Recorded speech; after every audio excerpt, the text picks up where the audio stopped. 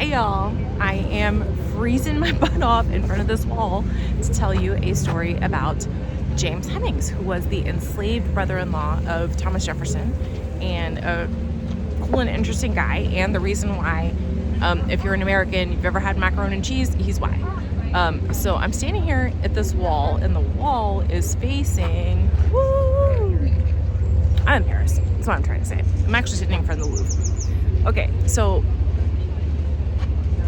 Hemings is either a name that you know right away, or you're like, who are you talking about? Thomas Jefferson, pretty much every American has heard of, right? Wrote the Declaration of Independence, freedom, blah, blah, blah.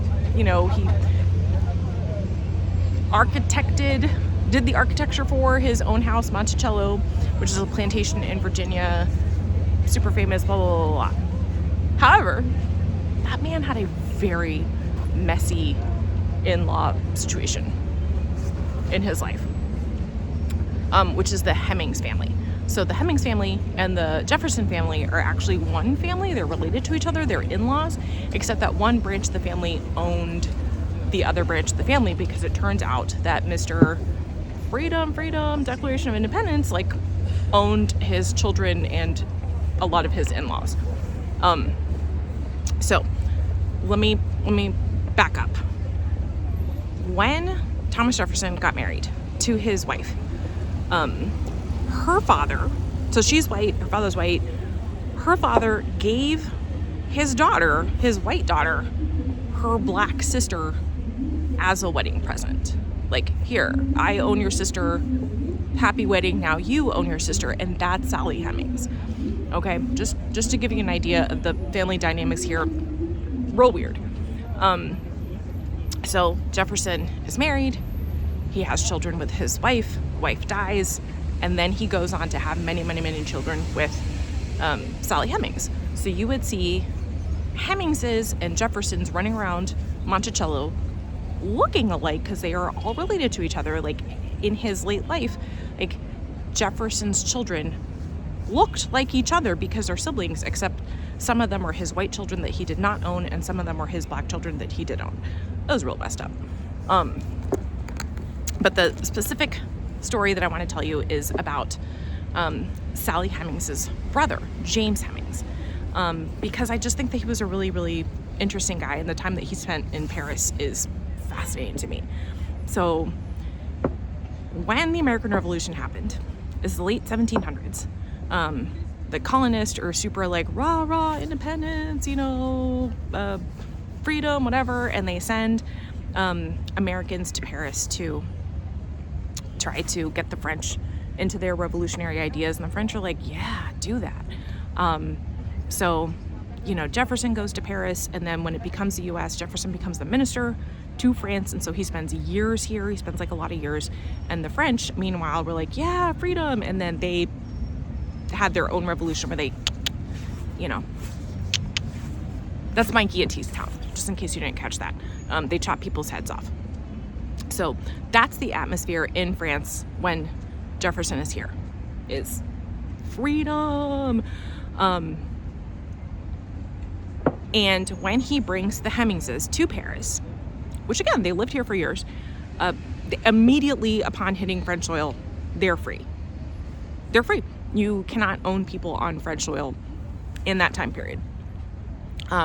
So he's there, he's living with them, and he has the hot idea to send James Hemings away to a chateau to become trained as a French chef. So even today, French cooking is one of the most well-regarded in the whole world. That's why there's a Ratatouille movie, right? Even today, even Disney is like, woo, best cooking, French cooking. It's not as Mexican, but whatever. So James Hemings goes, he's not even living with Jefferson in his household. He is at a chateau training as a French chef. And then independently of that, he takes French lessons because he's a super smart guy. So while he's here, he becomes completely fluent in French. And before you get wow, French people must have been so progressive, so much more progressive about freedom and enslavement, take it with a grain of salt. Because while, in a lot of ways, the French did have different ideas than the early Americans did about enslavement. Rich French people were not sending the check back. Rich French, all these chateaus, they were being paid for by people's plantations and properties in French colonies, where they did lots of genociding to Black people, and some of the worst abuses of enslaved people in colonies were in French colonies. That's why every Haitian person that you've ever met speaks French and is Black. In any case, on French soil, French people got the ick of like, oh, it's one thing to have enslaved people in a colony far away, but right in front of our faces, like, mon Dieu, you know, can't own people. That's terrible. And I don't know. Read up on French history. Some of their ideas were like sincerely held, but as always, have a little grain of salt when you hear white people in the 1700s talking about freedom. They often did not mean equality. Okay, going back to the Hemingses are in Paris, speaking French. James Hemings, you know, ratatouilleing his little heart out, but in like a very fancy chateau way. Then they go back.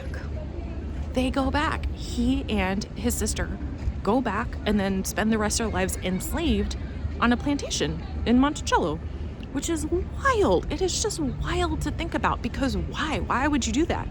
It's really hard for me to understand. It's hard for like the modern mind to understand, you know, because like they go back and James Hemings, he dies by suicide as an enslaved person. He like basically spends the rest of his adult life having to serve as an enslaved person,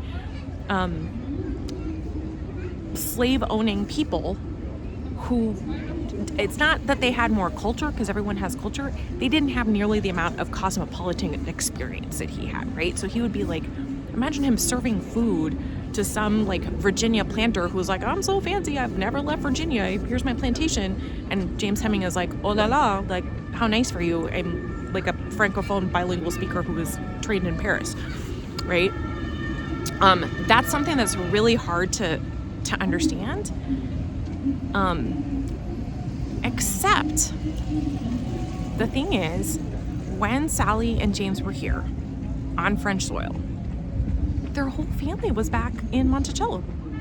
They were enslaved. And that is something that kind of blows my mind, because that is relatable. You know, my life is so different from James Hemings.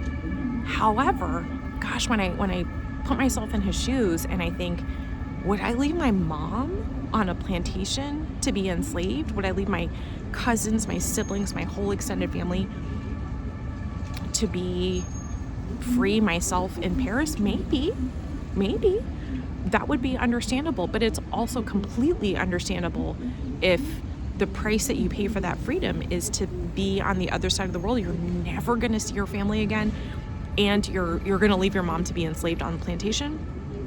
That's a very, very steep price to pay, and so I think it's understandable why they didn't.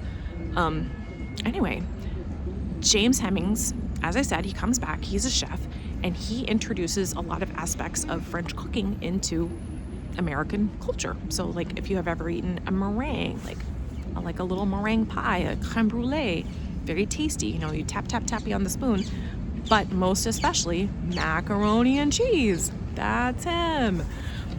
So, you know, the next time you eat these things, you should think about James Hemings. You should think about don't think about Thomas Jefferson if you don't want to, but like think about the Hemingses. If you're in Paris, try and put yourself in those shoes. And if you want to know more about the Hemingses, like James Hemings and Sally Hemings, a lot of my information comes from this book that I read that completely changed and informed my thinking about American history, and it is called The Hemingses of Monticello, and is by Annette Gordon-Reed, who is probably my intellectual hero. She's a really smart person. You should read everything that she writes. She is both like a Dartmouth person, like woo, big green, and like a Harvard person, like oh yay, student loans. Yeah, and also a Texan. She has an elementary school named after her in Conroe, Texas. So, anyway, let's check it out.